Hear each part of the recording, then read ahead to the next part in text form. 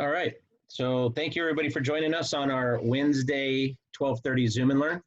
Each week we supply these Zoom and Learns out there with a different topic each week to help add value to the industry, to agents, brokers, lenders, transaction coordinators, escrow officers, anybody that works in the industry. That's our goal, is to add value. So today, our topic is property taxes. We're going to cover, and I apologize, I look over to the side because I have multi-screens going here. But we are going to cover how to pull the tax sheets, and I'm going to show you where you can get those other than, say, Realist or from the tax assessor's site. How to calculate the tax rate. I'll show you the easy way. The different tax rate areas, we're going to discuss that briefly. Special assessments, reassessments, supplemental taxes, CFDs, and Mello-Roos. We're going to cover all that today. So let's go ahead and jump into it. First and foremost is, this is going to be a perspective really towards the agent or the broker, or we'll just call it the sales side of the business. Those of you that may not be, say, an agent or what have you, you can kind of still gain value because I know that you are assisting those agents. So let's talk about property taxes in general. I get this question asked a lot. I pulled a property profile and it doesn't show my owner's name on title.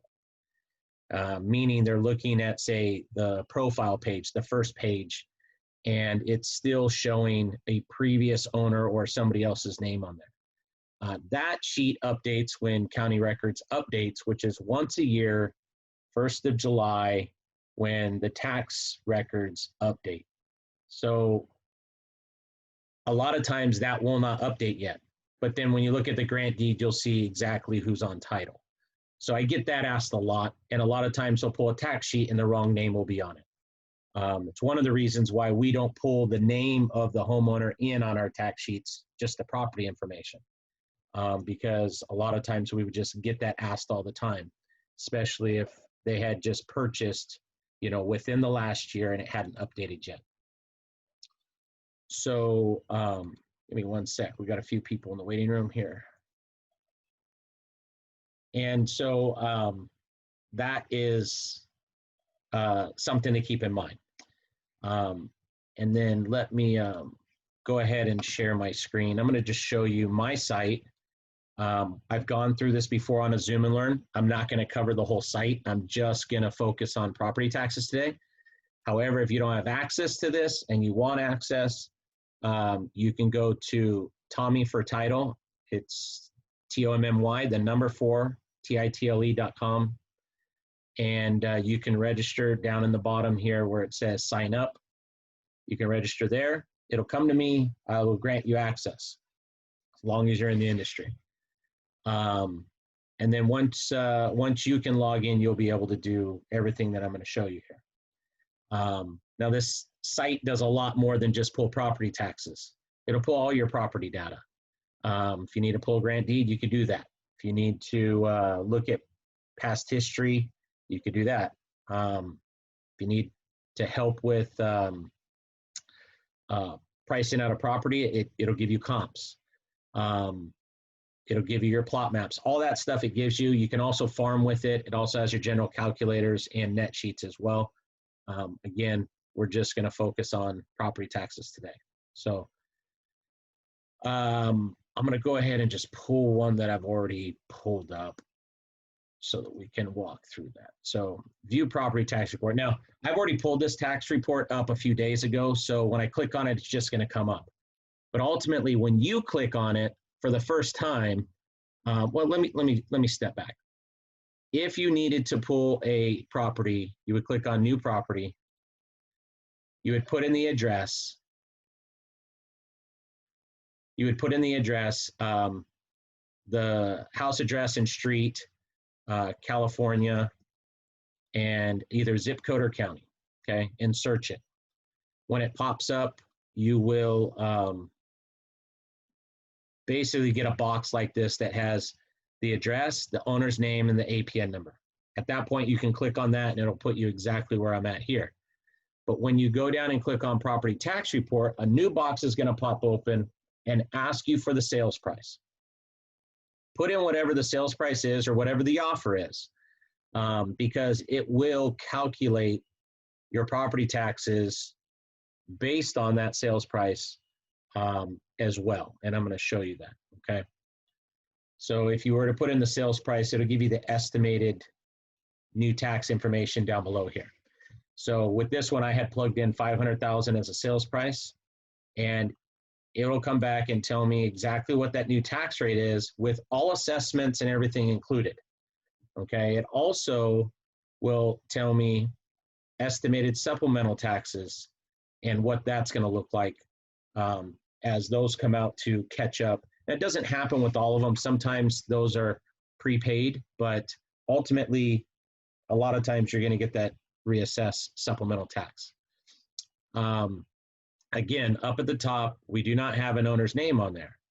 And we do that for a reason, because a lot of times it doesn't update in time. But it does have the property address. It will pull up today's date to let you know when it was pulled. It gives you the information on the tax agency. It'll tell you what the current tax amount is over here. So total taxes per year, current assessed the value, and the effective tax rate currently based on that assessed value. Now you'll see currently it's at a 2.136 tax rate. You'll see down below with the recalculation, it goes down to a 1.91 because it's basing that on the new assessed value of 500,000, okay? And then what those taxes would look like per year based on the new sales price, okay? And then down below, you get all your special assessments. Now, the basic tax levy, this is the basic Prop 13 base tax on the property, okay? That is not a special assessment. That is the actual property tax for the property. Everything from there down is a special assessment of some sort. Some are there permanently, some are there temporarily. Now, I want to talk to a few things today. One, community facilities districts, or CFDs. This is, or these typically are, not always, but typically, a bond that is being paid back is a special assessment that usually has an expiration date. Although we have seen many CFDs that are an ongoing CFD that will never expire. Typically, those ones are a lower dollar amount, usually a couple $100 or less. But most of them do have an expiration date where they will expire once that bond is paid back, and then it would remove itself from the tax roll, okay, and the tax on that property. Excuse me. The other thing is sometimes you will see it say Mello-Roos. It's very similar. It is a bond. It's being paid back. It's just worded different, okay? The more recent ones, you're seeing more community facilities districts. If you go back to the early 2000s, you're seeing a lot of Mello-Roos. So it just depends, okay? And all CFDs and all Mello-Roos will be highlighted in red on my tax sheets here. So they stand out to you, okay? So you'll see this one has 3 CFDs. We got one at the bottom and then these 2 up here. Now, let's take this one step further because I get this question a lot. Is, will that CFD expire and when, right? Typically, the very first thing that I do when that happens is I will highlight that community facilities district number, and I'll copy it, and I will just search it. And if you guys still can't see my screen, please let me know, okay? Sometimes when I switch, it will drop off. But I look for that CFD, okay? So I find it right here, CFD number 92-1, and it's for Paris Unified. And I'll click on it. A lot of times I get everything there, the total bond, what it's for, the date and effective delivery of it, and it gives you information about the bond. If you scroll down, yep, it gives us the schedule. So you'll see this is a 20-year bond. It's due to expire in 2035. However, they do put a term bond due, and you'll usually see it about 5 years after it's due to expire. And that has to do with a lot of times people are delinquent on taxes in that general area, or something happens, and they're just basically letting you know that this bond's due to expire on the last tax of 2035. However, if the bond's not fully paid back, it will continue until it is. So usually you can find these just simply Googling them. And this would be the fastest response, because if you can't find it by Googling that CFD, the only other way to get it is I call the city or you call the city. Typically, I do it for you.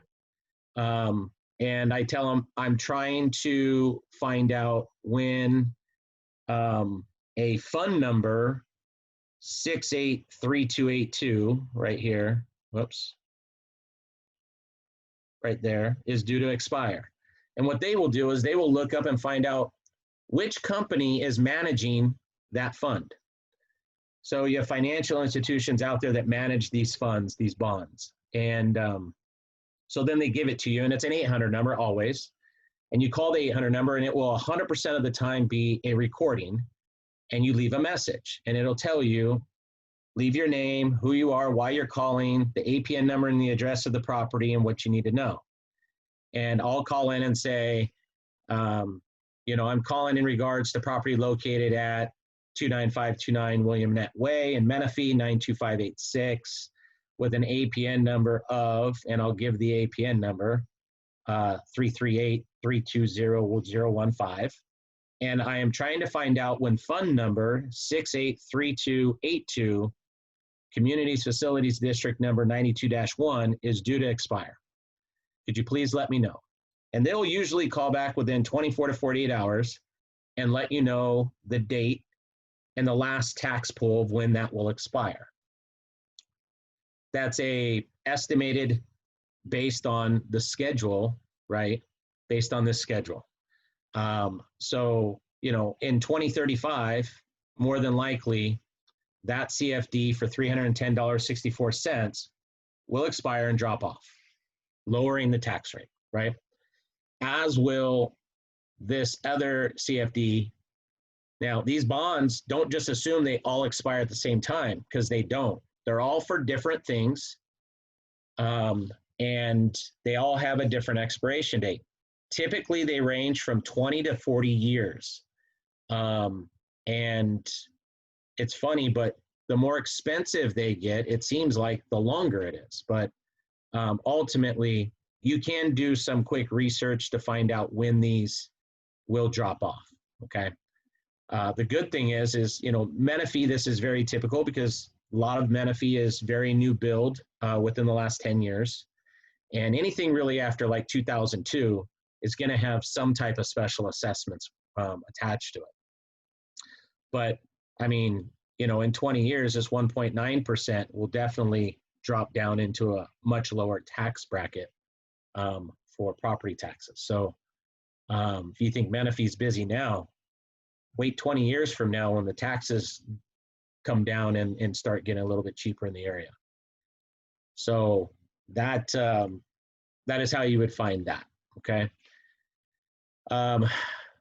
The other thing is, I hit on this briefly, this estimated tax, is you could do the math. You know, you could take the 1.113333% based on the sales price and get your basic tax levy, right? And then take all the other special assessments that do not fluctuate based on price, add those up, and then add it to the tax amount, and then do the simple math to find out what percentage or what tax rate you're at that sales price. Yeah, you could do that. It's going to take you 5 minutes to do. Or you just go into my system here, new property. I'm just going to really do a random here and do 319. Whoops, 3190. Okay, so we'll do here. And then I'll search it, and I'll click on it, and then I'll come down, hit property tax, and I'll put in 589 and enter. Oops, should do that right. 589, 1, 2, 3. Okay, create. Oh, see, I messed it up already. Let's try that again. 42956. Temecula, there we go. Search. Let's put in a sales price. Create. And when that comes back, you'll see that it gives me that estimate based on the $599 price point that I just plugged in. Tells me the effective tax rate with everything included. It doesn't have any CFDs or Mello-Roos. So more than likely it was built before 2002. Tells me what the total tax on the property will be with all assessments per year, what the estimated is per month, the effective date, sales price, new tax rate, and then the supplemental potential taxes that they would see, okay? So yeah, you could do the math yourself, or you can just plug the information in real quick and pull it this way. The other thing is you could do this from your phone as well. So we do have an app called CTC Mobile, and it looks identical. And if you were to pull something on the computer, it's available instantly in the app, and vice versa. Go and pull it in the app, you'll be able to pull it up on the computer as well. But it is extremely user-friendly, and you can do it on the go. So, you know, a lot of times this comes to play when an agent's out showing houses, and we all know that you think you have the perfect plan for the day to go show 5 houses, and it ends up being 7, right? And you pulled information on the 5, but then you ended up getting appointments for 2 more. Now you can at least pull the tax information to ensure that it's not an overly high tax area for that property, know exactly what they're getting into, and be able to give them information on the property while you're there. And you can pull this stuff usually in the MLS as well. The downfall is, as you all know, you go onto the MLS app, and then you got to leave the app to go into the matrix online, and then you still have to go into Realist. And by the time you got there, it was 10 clicks, and Realist is doing an update on the weekend. So it never fails. That's when they do their updates. So it's just an easier way of pulling some of the data that you need, okay? The app is extremely user-friendly to a point where you even have the option to just take a picture of the house. It'll pull the address and everything in. So that is available to you as well. And that brings me to my next question is the different tax areas. Now, we are in the process of updating our system to be a little more user-friendly in regards to that, and I'll show you what I mean. We have a section in here called Live Map. And, you know, Live Map basically is, as we go in and do some searches, these are individual communities, okay? And let me slide this over. But you'll see down the right-hand side over here, it highlights that community. It brings it up to the top, right? And you can just one-click on those to find out a few things. And we're trying to, right now, figure out how to be able to tell you what the average tax rate is, not the immediate, but the average tax rate for that community. So if I look at right here, this one is University Heights. So if I clicked on that, it would tell me a couple things. It tells me that there's 611 homes within that little community, that 58.1% are owner occupied, and 7.2% is the turnover rate in the last 12 months. Now, it would be nice if we had one more line there that said the average tax rate in this area is, you know, 1.9%. Because that right off the bat would tell you that there are some special assessments, right? If it said it was 1.2%, then you know that it doesn't have special assessments. Well, I won't call it. It has special assessments, but it probably does not have CFDs or Mello-Roos, right? But if you're seeing a 1.9, then more than likely it does have CFDs on the average property in that little community. So we're kind of working on that as well to update, and that will make things a little bit easier when your client says, I need a low tax area. And then you can just start looking around at live maps in different communities in different areas and find out where a lower tax area may be. So that would be something to come in the near future, but kind of wanted to share that with you. All right, so let's go back to property taxes. So different tax areas. Every tax area is different. So don't assume is what I'm getting at. You could be showing a house on 123 Main Street, and the very next street over, even the very next side of the street, could be a different tax bracket. There may be a CFD attached to one street and not attached to the very next street next to it, okay? So a lot of times those are extremely weird, but I'll show you what I mean is, if this works, it's gonna be beautiful.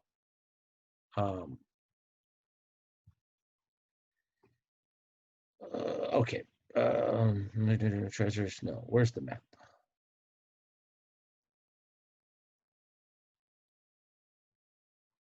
Usually you'll see one that says map. So let me see if I can find that.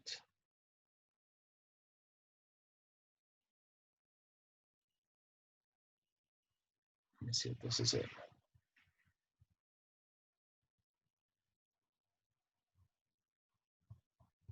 No, that's not it.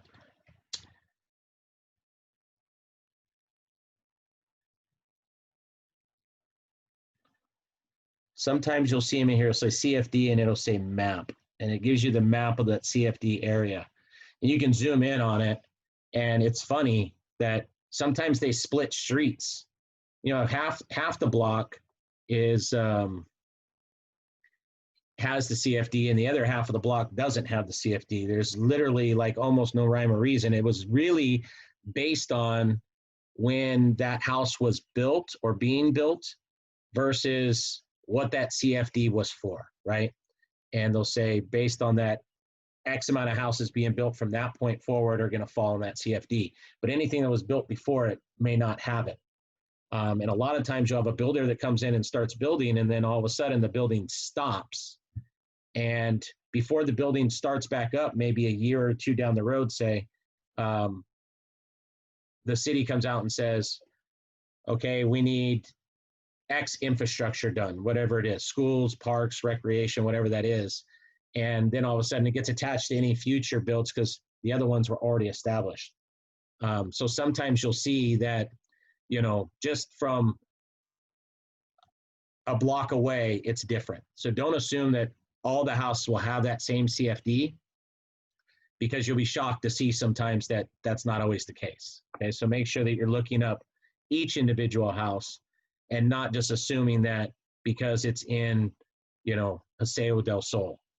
You know, Paseo del Sol in Temecula started being built out in the early 2000s and finished in the late 2000s. So, or excuse me, not late 2000s, but like 2008, 9, et cetera. They don't all share the same CFDs. Okay, so always be looking for those CFDs individually on each property. Okay, let's see. So I showed you how to pull the tax sheet, how to calculate the rate, the different tax areas, and that obviously they fluctuate. Special assessments, reassessments. So keep in mind, right now with Prop 13, right, we're held to basically a 1.113 or so. I mean, there's a lot of other numbers there, but just figure a 1.14% tax rate, right, on the high end. Now, your property taxes can adjust, but right now with Prop 13, they can only adjust 2%, and they can only adjust that every couple years. So right now, you know, if somebody say somebody bought a house when the market dropped and they bought it for 300,000, and the current values of the house right now, 10 years later, are double that, right? The city just can't automatically reassess the property to 600,000 because they're mandated by Prop 13 that they can only go up 2% every couple of years. So even if they were on top of it and did raise your assessed value up a couple percent every couple of years, it would take quite a while to get up to what the current value of the home is, which is the benefit to the homeowner, right? Because it keeps your property taxes lower longer. However, as soon as that house sells, it's going to reassess to that new sales price. When you refinance, it could reassess to the new sales price. So there are a lot of gray areas that will allow the counties to reassess that property like that, okay? Otherwise, they're held to the 2%. All right, let's go ahead and see if the supplemental tax reassess. Let's go ahead and open it up for questions. Who has questions? And it can be about anything, but ultimately, if you have questions about taxes, special assessments, reassessments, where to find information, things like that, ask them. And then if you have any questions about the system outside of that, feel free to ask that as well, and I'll be happy to answer anything you have. And you guys would all have to unmute yourself individually if you have a question. And if you can't, you can always leave it in the comments and I'll answer those as well. I think this is great. It's been very informative. I get more questions on taxes than I do on anything. It seems to come up almost on a daily basis. And, with the area in which we live, especially Riverside County as a whole, a lot of the areas were developed 2002 and after. So, it's kind of weird because you look at even some of the newer builds now and say those new builds are coming into an already established area, right? It doesn't always pick up additional CFDs. So it's weird because I looked at one, it was a KB build, and they had been holding on to land for a while. Well, it's the last vacant land in the area. Everything around it's been developed for at least 10 years. And now they're building these houses, and the taxes are actually lower than the houses that were built 10 years ago. Why? Because the infrastructure has already been attached to properties and it's already been called for, meaning the grant's already been issued to them to pay it back. And so now these newer homes coming in actually have a lower tax rate. So like I said, you can't always assume. You'll see things all over the place. I use Menifee as a perfect example because you have 1.15% tax rate all the way to 2.9%, and so it just depends. I have a question. So, or maybe a statement. I used to live in Menifee, bought our house maybe, let's say 2004, 2008 hit, and it was directly across from Audie Murphy. So they said they were going to build that up, and it didn't happen for quite some time. Now, would their tax rate be different than ours because they built all the, the park and all the other things that they have now? I mean, it looks like it's really grown, but. It just, it depends, because if, let's say that builder where you're talking about, let's say that they plan that community, meaning in the city plans, it was planned way back. They just halted and didn't build on it for whatever reason. Then it would be included in that previous CFD. If it wasn't planned back then and it was planned as of recent, then it could either get its own CFDs for extra build out, or it may have less CFDs than what, say, the one across the street has. Okay. So okay. I said, it just depends. It really depends on the city plan, because the city looks at 10 years out minimum. And a lot of times they already know what that build out's going to look like come 10 years down the road. Right. And they plan it that way because they have to plan, okay, if we put 4,000 new homes in, we obviously are going to need another school. We may need parks and recreation. We may need sewer and water treatment. All these things play a part. And the city is looking at that at least 10 years in advance. So Okay. it just depends on where that project was in those plans. Okay, gotcha. Thank you. Yeah, Jacob just mentioned in the comments, he just pulled his own house and saw that he has 3 CFDs.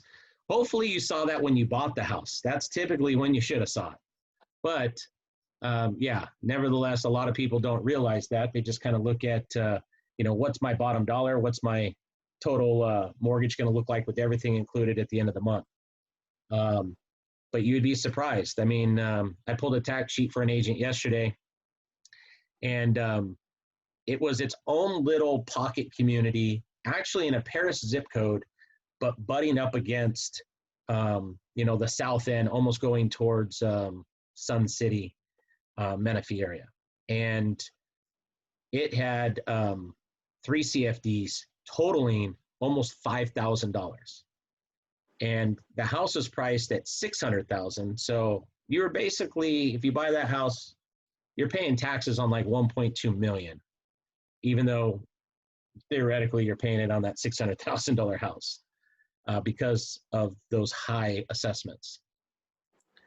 So yeah, the taxes on the property were just under $7,000 a year, and then $5,000 in special assessments, almost doubling the entire tax. So you never know what you're going to find. And it's funny because you think, oh, this is probably going to be a low tax area. Those are the ones that end up having the sleeper CFDs in there. So you'd be surprised what you find when you start pulling tax sheets.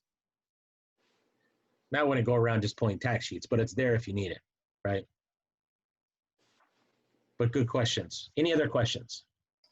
Yeah, Tommy, I have one. Yep. I usually pull stuff up on the app when I'm out showing.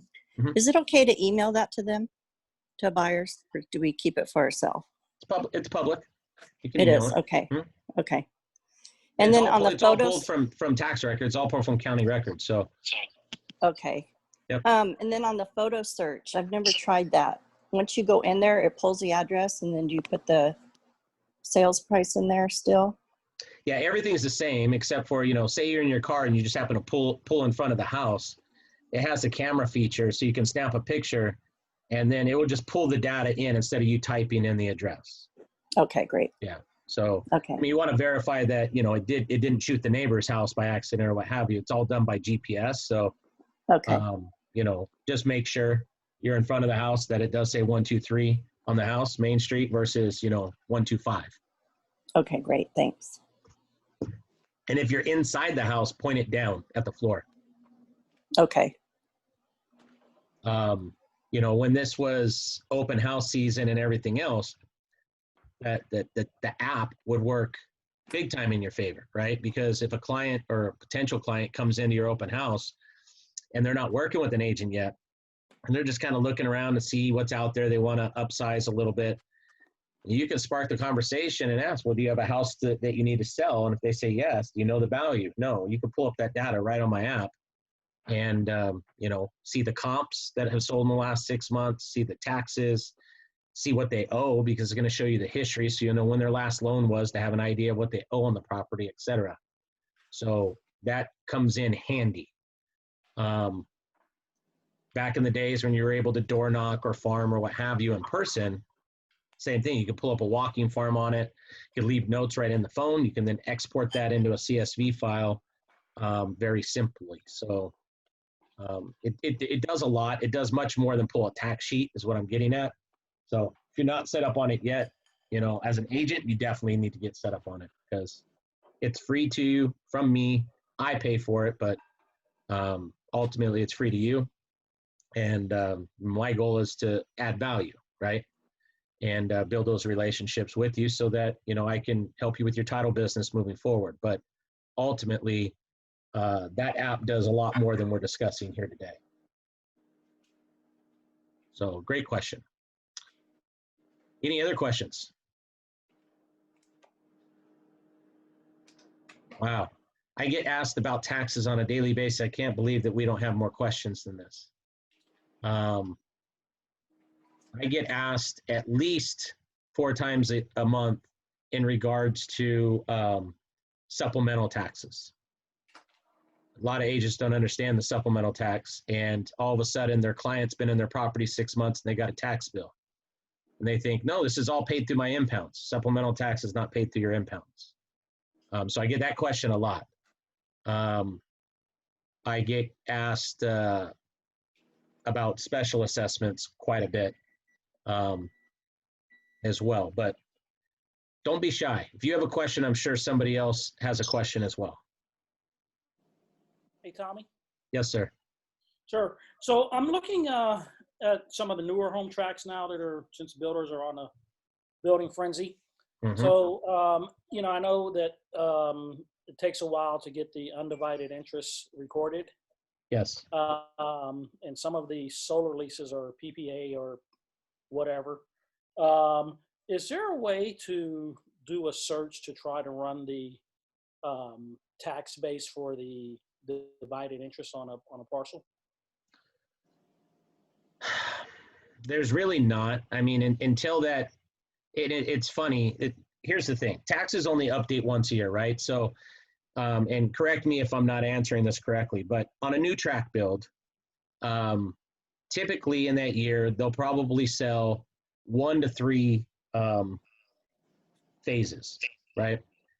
And a year may go by, it seems like, and before the tax sheet updates. And that's mainly because it's only going to update, you know, once a year. And until that tax sheet updates for those particular properties, there's really no way for us to pull that data because of the systems that we pull from. There's just no way of pulling it. Now, individually, could you log on to the tax assessor site, put in the APN number, you know, a month or two after the house is sold and be able to see a tax sheet? Sometimes yes, sometimes no. But you would have to, at that point, do the math yourself to find out what that effective tax rate is. I found the easiest way with a new home build is to reach out to the sales office and say, what's your effective tax rate on these properties? And usually, you know, their ranges are usually within like a $60,000 range from the smallest to the largest size property. And usually I can tell you that, you know, we're an average of 1.6 or 1.8 or whatever it may be. Because, yeah, it's very difficult. There's not a site out there that I can direct you to that's going to tell you that. Okay, thanks, sir. Did that answer the question? Yeah. I mean, you know, I'm trying to figure out how the new solar initiative is going to affect the. Well, they have an option.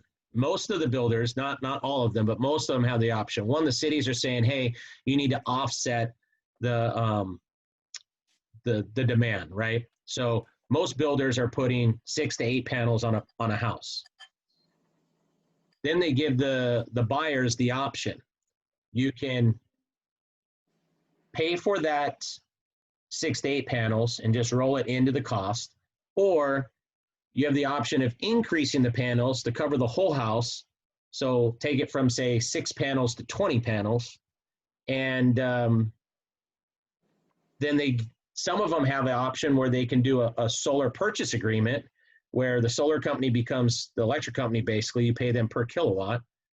Or they even are offering lease programs in some cases that I've seen. I think the lease programs are starting to dwindle away from that just because it's such a nightmare.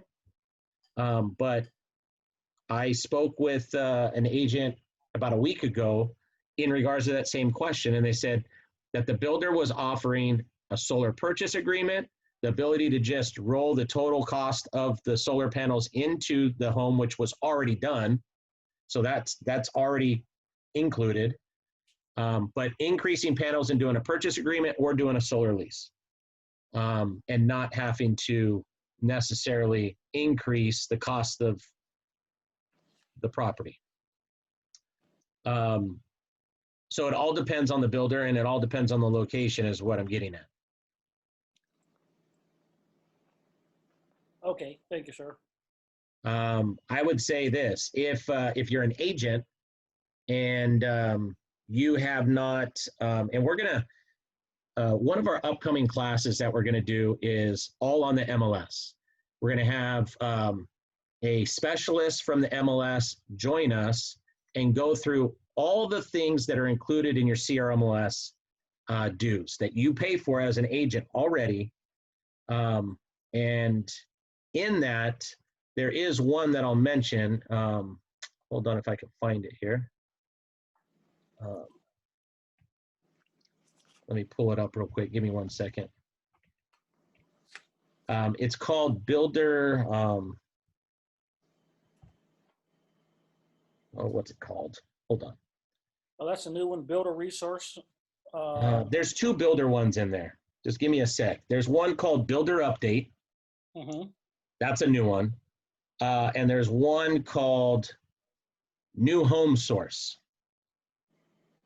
Okay. New Home Source is included in your CRMLS, as is Builder Update. And New Home Source allows you to register and get your own branded site for all new home builds. Okay. And that plays a part, because I'd ask all the time, like, hey, where can I get a list of all the new home builders in this area X? I direct them to New Home Source now, because you pay for it, you have access to it, it's free, it's branded to you. You could give your clients your own link that takes them into your website where they can search all new home builds, and you will see what they search. Not only that, is it gives you the numbers on the agent side. It gives you the numbers to the listing office for those new home builds. So you want to know what the tax rate is? You can very easily find the number right there for all of the different new home builds and call them direct and say, what's your effective tax rate, you know, in these new homes?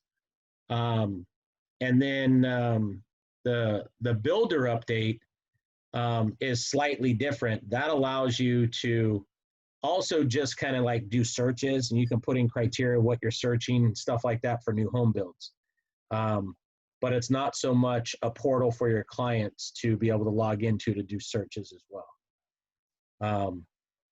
But if you haven't checked those out and you are interested in new home builds for your clients, those are two of the icons you need to look at once you're logged into the MLS.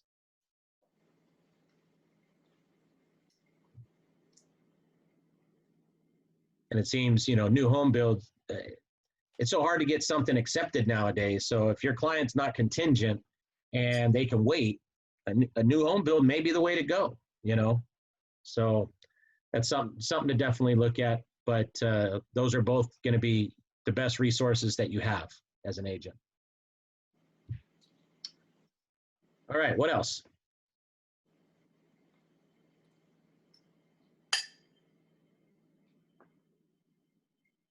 All right, so I'm gonna, if Lisa is still listening, let's see if I can get Lisa off mute if she's not overly busy. Lisa, are you available? Hi. Okay, quick question on you. What questions come up the most in regards to taxes for you? I would say I think I heard you say it. We get asked a lot about those supplemental taxes and how come their lender's not paying it. So yeah, we in our closing letter we do have a note in there that says, keep in mind if you if you have impound, any supplemental taxes are not going to be paid via your impounds, but not very many people read those. So, and I think a lot of it starts at the agent level as well, as the agent being knowledgeable enough to make sure that they're informing their clients, hey, when you purchase a home, it's going to reassess at this new value. Right. Here's what your taxes are going to look like. Oh, by the way, you're going to have a couple supplemental taxes that are going to kick in. Now, the difference between those supplemental taxes really depends on where the current assessed value is. If it was assessed at $250,000 and it's selling at $580,000, those can be much larger than one that was assessed at $450 and then being reassessed to $500, right? Or $550. Right. And that's where my tax sheet plays a good part, is it kind of does that estimated calculation of what those supplemental taxes are going to look like. and that plays a part, you know, and they need to know that, hey, don't go out and spend all of your money out of the bank account in the first 6 months putting in, you know, all this stuff into the house, because you're going to get this bill. Right. Absolutely. And the city is not going to wheel and deal with you. They're going to No. want their money. They want it Oh. now. Yeah, you don't have a choice there. Yep. Very true. And I think it's even more important when there's a big gap in what the current assessed value and the final assessed value is going to be versus Yeah, one that's fair. more close. When they're not prepared for something like that, it can Correct. definitely be a shock. Yeah. Oh, it's always a shock.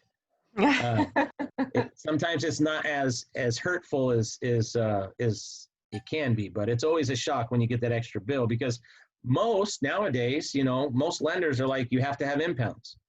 Yep. So most of them just feel, hey, I'm paying my taxes every month. Taken They care don't of, they realize. don't have to worry. Yeah. Then they have to figure something out like that, and it can be quite scary. Yeah. Is there anything else that you could share with us about taxes that I haven't hit on? I would say another question that I do get asked a lot about, just from the buyers and the sellers, when they see their final statement or even the estimated statement, they ask, hey, what's this tax proration? And Right. it has to be explained differently, you know, each time, depending on the time of year, depending on if the bill is out. You know, unfortunately, that can be confusing, because I can never say, like, I couldn't say for now, right now, for sure, how it's going to be. Is it going to be a credit or a debit to the buyer or the seller? It just depends on if the bill is out and if we've paid, you know, the most recent bill. And so I do get asked that a lot. And unfortunately, there's not really a coverall answer for that. It's really individualized to the timing. And Right. And I think the biggest thing to understand is that taxes during a sale are prorated, right? The seller has already paid towards taxes. And so whatever time frame between tax bills that they are remaining in the house, they're responsible for. And then all the dates after closing, the buyer is responsible for, and the seller gets that credit right. from what they prepaid, right? So, you know, depending on when that close date is, things change. So as an agent, if you got a net sheet from escrow and then you extended your escrow 2 weeks, Right. your proration on taxes just changed. Yep. And you need to understand that net sheet is now obsolete when it comes to the proration on the taxes. Exactly. And that it needs to be updated to the new close date. Yep. You know, so that it's not a shock when your client sees it and be like, wait a minute, how come this is off $800 or whatever it may be? Right. Yep. Great questions. Any other questions from anybody else? Marie, anything? No, I'm good. Okay. All right, so I'll leave you guys at this. And I'll put it in the chat as well. Again, my site is tommyfortitle.com. You go there, that's where you'll register. Some of you on this Zoom already are registered, and some of you may not be. So if you're not, you can go there. If you are, you can go there, and that's where you log in. If you forgot your password, I can reset it for you, but I can't tell you what it is. If you need to know what your username is, I can definitely share that with you if you forgot. Again, you all have access to it if you want. It will make your life a lot easier when you're out and about with your clients. In all honesty, it's easier to pull the tax sheet off my site than it is to log into Realist and do it. So I've done both. And like I said, most of the time on the weekends is when I get the calls from the agents because they're trying to log into Realist and it's being updated. For whatever reason, I don't know why they just don't do it at like 10 at night to 2 in the morning, but they like to do it on a Saturday, it seems like. All right. And again, we hold these Zoom and Learns every week on Wednesday. Same time, 12:30. It's the same link every week. It's a different topic every week. and we try and mix it up to, you know, either topics that come in from you guys, what you want to see, or things that we feel can add value to you and your business. So if there's something that you're like, I wish they would do X, I know a training on X, let us know. I'm sure between Mary Jane and myself, we will be able to cover everything that you need. And so if you are questioning anything and you would like us to do something, we would love to do that. That's all I had on taxes. Unless you guys have any other questions, I'll hang around and I'll answer them. Other than that, we'll, you know, call it at the, well, it wasn't bad. I mean, 40-minute mark, and sign off till next week. So one last go around. Questions? No? All right. Thank you, guys. I appreciate you all for being here. I hope you learned something. And if I can be of any service to you, again, TommyForTitle.com has all my information, my cell phone. You can text me, email me, call me direct, and I'll get you what you need when you need it. Have a great day, everyone. Thanks, Tommy. Thank you. Thank you, guys. Thank you. This has been great. Have a great rest of the week.